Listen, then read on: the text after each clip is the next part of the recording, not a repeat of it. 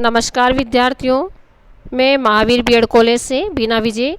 आज अपन जो पढ़ने जा रहे हैं वो रहेगी व्यंजन संधि। यानी व्यंजन संधि से पहले अपन ने स्वर संधि का विस्तृत अध्ययन कर लिया था और व्यंजन संधि का भी अपन ने फर्स्ट पार्ट समझ लिया था। इसके बाद अपन व्यंजन संधि का सेकंड पार्ट का विस्तृत रूप से अध्ययन करेंगे। अब अपन अगला जो नियम पढ़ेंगे वो अपना रहेगा फोर्थ नियम। इसके पहले अपन ने 3 नियम कंप्लीट कर लिए थे। अब फोर्थ नियम जो है उसमें यह है कि तय से परे च या छ होने पर जय जय च जय या झ होने पर जय ट या ठ होने पर ट ड या ठ होने पर ड और लय होने पर लय बन जाता है। और मैं के साथ ये र ल व श श श हैमेक से किसी भी वर्ण का मिलन होने पर मैं की जगह पर अनुस्वार ही लगता है। यानी मतलब ये है कि ये र ल व श में से कोई भी वर्ण होगा तय से परे तो उसमें अनुस्वार ही लगेगा। अब अपन इसको उदाहरण के माध्यम से अच्छी तरह समझते हैं।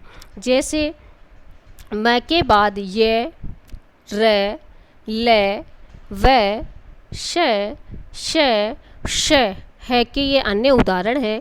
यानी मतलब ये बताता है कि मैं के बाद यदि ये सब व्यंजन हो तो उसमें अनुस्वार ही बनता है। जैसे सम प्लस रचना यानी संरचना, जैसे सम प्लस लग्न संलग्न, सम प्लस वत संवत और सम प्लस शय जैसे संशय। यानी इससे इन उदाहरणों से अपने को ये अच्छे से समझ में आ जाता है कि मैं के बाद यदि ये र ल व श श हो तो उनके ऊपर अनुस्वार ही लगता है। इसी प्रकार जैसे अगला जो अपना उदाहरण है कि तय के बाद यदि च ज झ ट ड और ल हो तो वह उसी वर्ण में या उसी व्यंजन में मिल जाता है। यानी यदि तय पहले है और बाद में च छ ज हो तो जो तय है वह भी च में ही बदल जाता है। जैसे उत प्लस चारण तो ये बन जाता है उच्चारण। यानी इधर च वर्ग है तो ये तय भी च में ही बदल जाता है। जिस प्रकार सत्य प्लस जन तो ये बन जाता है सज्जन। जिस प्रकार उत प्लस झट्टिका तो ये बन जाता है उज्झट्टिका। यानी जो व्यंजन या जिस वर्ग का व्यंजन होता है तय वर्ग उसी वर्ग का व्यंजन बन जाता है। इसी प्रकार जैसे आगे है तत् प्लस टीका तो वह बन जाता है तट्टिका। इसी प्रकार उत प्लस डयन वह बन जाता है उड्डयन। और जैसे उत प्लस लास तो वह बन जाता है उल्लास। यानी जो इधर दिया हुआ है वर्ग या इधर जो व्यंजन दिया गया है उसी के साथ ही ये मिल जाता है। इसी प्रकार अपन आगे का जो नियम है वो देखते हैं। अगला नियम है अपना कि जब तय का मिलन अगर श से हो तो तय को च और श को छ में बदल दिया जाता है। और जब तय या द के साथ च या छ का मिलन हो तो तय या द की जगह पर च बन जाता है। अब इसी नियम को अपन उदाहरण के माध्यम से अच्छी तरह समझते हैं। जैसे उत प्लस चारण तो ये बन जाता है उच्चारण। यानी तय भी च में ही बदल जाता है। शरत प्लस चंद्र तो ये बन जाता है शरत चंद्र। जैसे उत प्लस छिन्न तो ये बन गया उच्छिन्न। इसी प्रकार जैसे तय के बाद यदि श होता है यानी श शंकर का यदि होता है तो वह बन जाता है। जैसे वह किस में बदल जाता है छ में। तय के बाद यदि श वाला होता है तो वह किस में बदल जाता है छ में। जैसे उत प्लस श्वास तो वह बन गया उच्छ्वास। जैसे उत प्लस शिष्ट तो वह बन जाता है उच्छिष्ट। जैसे सत्य प्लस शास्त्र तो वह बन जाता है सत्शास्त्र। इस प्रकार यदि श होता है तो वह छ में बदल जाता है और यदि तय के बाद च होता है तो वह उसी में ही मिल जाता है, वह भी च बन जाता है। इसी प्रकार आगे का जो अपन नियम देखेंगे वह अगला नियम है, वह है कि जब तय का मिलन है से हो तो, यानी जब तय का मिलन है से हो तो तय को द और है को ध में बदल दिया जाता है। यानी जब तय और का मिलन है से होता है तो दोनों यदि एक जगह आते हैं तो तय को तो बदल देते हैं अपन किस में, द में, और है जो है उसको बदल देते हैं अपन ध से धनुष वाले में। इसी प्रकार तय या द के साथ ज या झ का मिलन भी होता है। यानी यदि तय होता है तो वह ज में बदल जाता है और द होता है तो वह झ में मिलन हो जाता है। तब तय की या द की जगह पर ज बन जाता है। जिस प्रकार ऊपर वाला तय की जगह तय को द में बदल दिया और है को ध में बदल दिया, उसी प्रकार तय और द के साथ ज या झ मिलन होने पर वह द की जगह भी ज बन जाता है। अब अपन इसके आगे उदाहरण देखते हैं। जैसे इसके उदाहरण में पहला जो इसका उदाहरण है वह ये है कि सत्य प्लस जन यानी बन जाता है सज्जन। यानी ज है इधर तो तय भी उसी वर्ग में चला जाता है, यानी उसी जो वर्ग का व्यंजन है उसके साथ वो भी उसी में मिल जाता है। जैसे जगत प्लस जीवन तो ये बन जाता है जगजीवन, यानी ये भी इसी में ही मिल जाता है। इधर ज है तो ये तय का भी इसी में कन्वर्ट हो जाता है ना, ये भी इसी में जीवन में बन जाता है, डबल ज हो जाते हैं। जैसे वृत्त प्लस झंकार तो ये बन जाता है वृत्त झंकार, यानी इसी वर्ग का ज बन जाता है। इस प्रकार जो अपन ने छठा नियम देखा कि तय और द के मिलन से तय का है और द में बदल जाता है और तय और द ज में भी इसी प्रकार इनका मिलन हो जाता है, ये उसी वर्ग में चला जाता है। अब अपन आगे देखते हैं तय प्लस है के उदाहरण। यानी यदि तय के बाद यदि है होता है तो वह है ध में बदल जाता है, जो कि अपने ऊपर देखा था अपना नियम नंबर 6 में। जैसे उत प्लस हार तो ये बन जाता है उद्धार, यानी तय तो बदल गया द में और जो है वह बदल गया ध से धनुष वाले में। यानी एक तो तय बदल जाता है द से दवात वाले में और एक है जो है वह बदल जाता है ध से धनुष वाले में। इस प्रकार उत प्लस हार यानी उद्धार बन जाता है।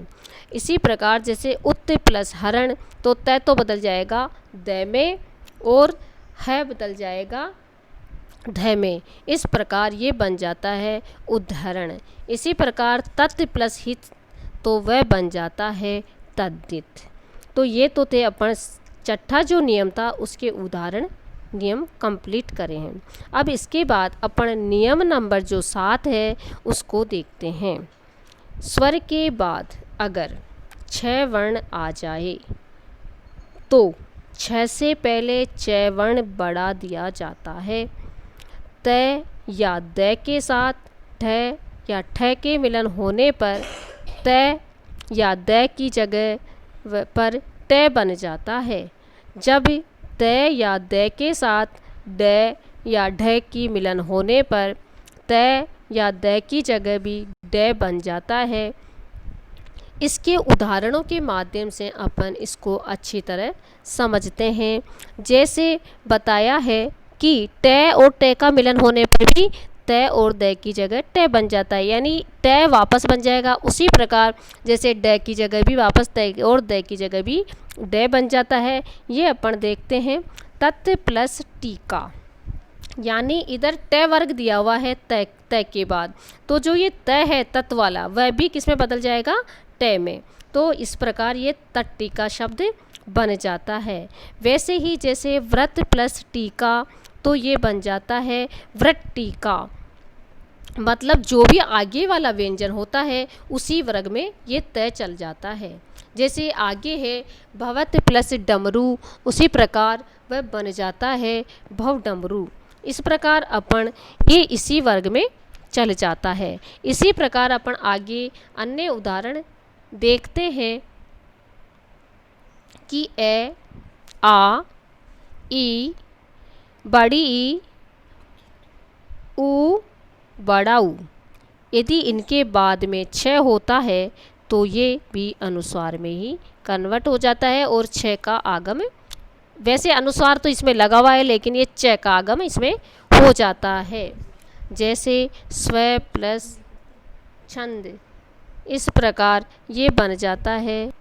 तो स्व प्लस छंद यानी यदि इधर च होता है तो इसमें च का आगम हो जाता है।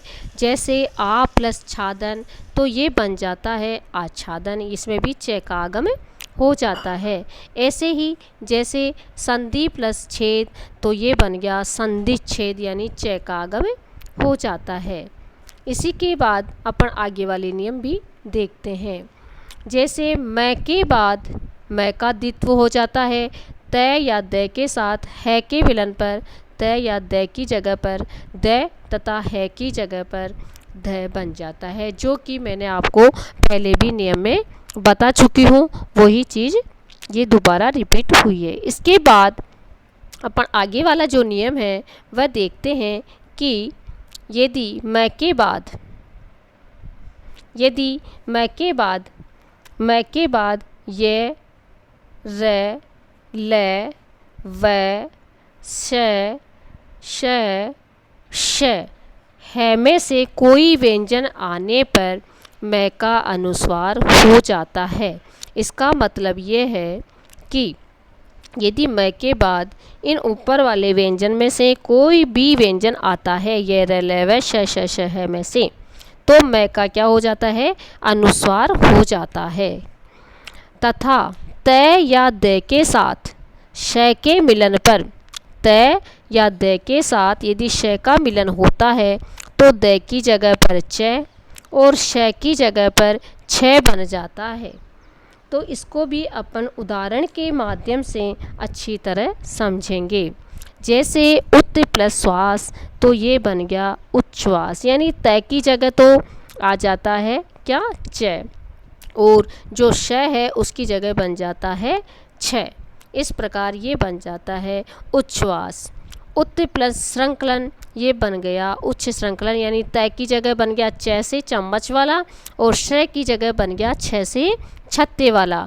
और आपको ये लग रहा होगा कि ये तो श्र है, तो आपको ये भी पता है कि श्र जो बनता है वह श और र से मिलके ही बनता है। सरत प्लस शशि, इसका बन गया सरत छसी, यानी वही तय की जगह च और श की जगह छ बन जाता है। इस प्रकार अपना जो 10वां नियम है उसके ये उदाहरण के माध्यम से अपने को अच्छी तरह समझ में आ रहा है। इसी के आगे अपन देखते हैं और अन्य भी इसके उदाहरण दिए हुए हैं।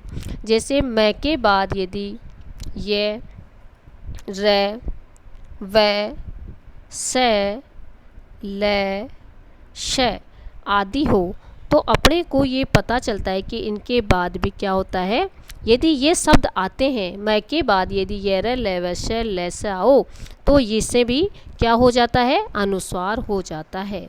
तो ये लिखा हुआ है कि समय प्लस योग, तो ये बन जाता है संयोग। जैसे समय प्लस रक्षण, तो ये बन गया संरक्षण, यानी ऊपर जो शब्द दिए हुए हैं, यानी ऊपर जो व्यंजन दिए हुए हैं, ये मैं के बाद यदि आते हैं तो इनका भी अनुस्वार बन जाता है। समय प्लस विधान, तो ये बन जाता है संविधान। जैसे समय प्लस शे, ये बन जाता है संशय। जैसे समय प्लस लग्न, तो ये बनता है संलग्न।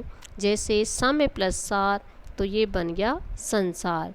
यानी जो हमारा नियम है 10 नियम, उसके अनुसार ये जो सारे उदाहरणों के माध्यम से अपने को अच्छी तरह समझ में आ जाता है कि यदि द और तय और द हो तो उसकी जगह च बन जाता है, और यदि श हो आगे तो उसकी जगह छ बन जाता है।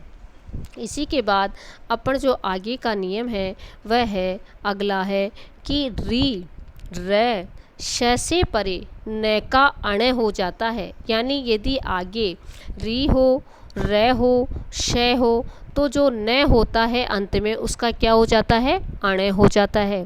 परंतु च वर्ग, ट वर्ग, त वर्ग, श और श का व्यवधान होने पर न का अण नहीं होता। यदि ये चीज़ें आती हैं तो इनमें नैकाणे कभी नहीं होता, केवल री, रे और श से परे यानी ये 3 शब्द आते हैं तभी नैकाणे होता है, अन्यथा नहीं होता। किसी भी स्वर के साथ छ के मिलन पर स्वर तथा छ के बीच च आ जाता है। तो अब देखिए आप इसके उदाहरण, आ प्लस छादन, तो अपने को च का आगम कैसे हुआ, क्योंकि छ दिया हुआ था और इसमें आच्छादनी बना, छ का आगम होता है। यदि आगे छ हो तो ये अपन ने पहले भी अपन इसके बाद पढ़ चुके हैं कि छ के मिलन आने पर स्वर छ के बीच में च अवश्य आता है, यदि किस पर ये सारे शब्द हो तो, च वर्ग, ट वर्ग, त वर्ग आदि हो तो। इसी प्रकार अनु प्लस छेद, तो ये बन जाता है अनुच्छेद यानी च का आगम हो जाता है, क्यों, ये च वर्ग है। शाला प्लस छादन, तो ये बन गया शाला छादन। जैसे स्व प्लस छंद, तो ये बन जाता है स्वच्छंद। और रे प्लस न म के उदाहरण किस प्रकार हैं, जो कि अपने इसमें देखा कि री रे से परे न का अण हो जाता है। तो परि प्लस नाम, तो ये बन गया परिणाम, यानी ये जो न है उससे पहले क्या दिया हुआ है, री, तो जहाँ पे री हो, रे हो, श हो तो वह न का क्या हो जाता है, अण हो जाता है, तो ये बन गया परिणाम। इसी के बाद अगला है प्र प्लस मान, तो ये बन जाता है प्रमाण। तो ये थे इसके नियम नंबर 11 के उदाहरण। इन उदाहरणों के माध्यम से अपने को ये अच्छी तरह समझ में आ जाता है कि यदि आगे च वर्ग हो, ट वर्ग हो तो जो आगम है च का आगम हो जाता है। और एक दूसरा नियम है कि यदि आगे री र से हो तो आगे यदि न है तो वह री र से होने पर वह न का अण हो जाता है। इसी के बाद अपना जो नियम है वह है कि स से पहले ए, आ से भिन्न कोई स्वर आ जाए तो, यानी स से पहले ए, आ से भिन्न कोई स्वर आ जाए तो स को श बना दिया जाता है। तो अपने को ये समझ में आ रहा है कि ए और आ से भिन्न यानी ई आ जाए, ऊ आ जाए, कोई भी चीज़ यदि स्वर आ जाए तो अपन जो स से स्लेट वाला है उसका अपन स से षटकोण में बदल देते हैं। तो अब अपन इनको उदाहरणों के माध्यम से अच्छी तरह समझते हैं। जैसे वी प्लस सम, तो ये बन जाता है विषम। जैसे आपको पता चल रहा है कि सम यानी स से सड़क वाला दे रखा है और ये स से षटकोण में बदल गया। इसी प्रकार जैसे अभी प्लस सिक्त, तो ये बन गया अभिषिक्त। जैसे अनु प्लस संग, तो ये बन गया अनुसंग। और इसी के बाद भय और स के उदाहरण भी दिए गए हैं। जैसे आगे भी आ रहा है और बाद में स आता है तो ये भी किस में बदल जाता है, स से षटकोण में। ऐसे ही जैसे नि प्रसिद्ध, तो ये बन जाता है निषिद्ध। जैसे वी प्लस सम, तो ये बन गया विषम। इस प्रकार ये सारे जो उदाहरण हैं इनके उनसे देखने पर अपने को ये समझ में आ जाता है कि च का आगम भी होता है और छ जहाँ आता है वहाँ च का आगम हो जाता है। और स से पहले यदि आ इन और इस ऐसे भिन्न कोई स्वर आए तो जो स सड़क का है वह स षटकोण में परिवर्तित हो जाता है। अब अपन इसके आगे वाला जो नियम है वो देखते हैं। तो आगे वाला जो नियम है वह बता रहा है कि यदि किसी शब्द में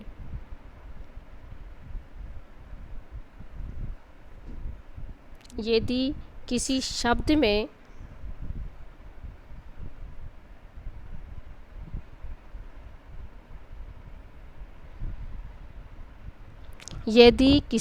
में कहीं भी री, रे या स हो तो उसके साथ मिलने वाले शब्द में न हो तथा उन दोनों के बीच कोई भी स्वर क, ख, ग, घ, प, फ, ब, भ, म, य, र, ल, व में से कोई भी वर्ण हो तो संधि होने पर न के स्थान पर अण हो जाता है।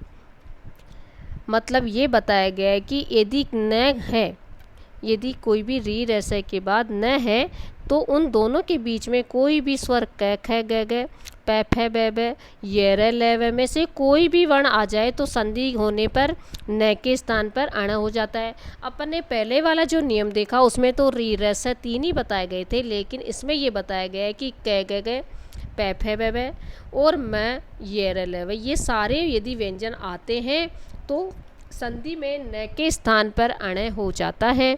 जब द के साथ क ख त थ प फ श श श है का मिलन होता है तब द की जगह पर त बन जाता है।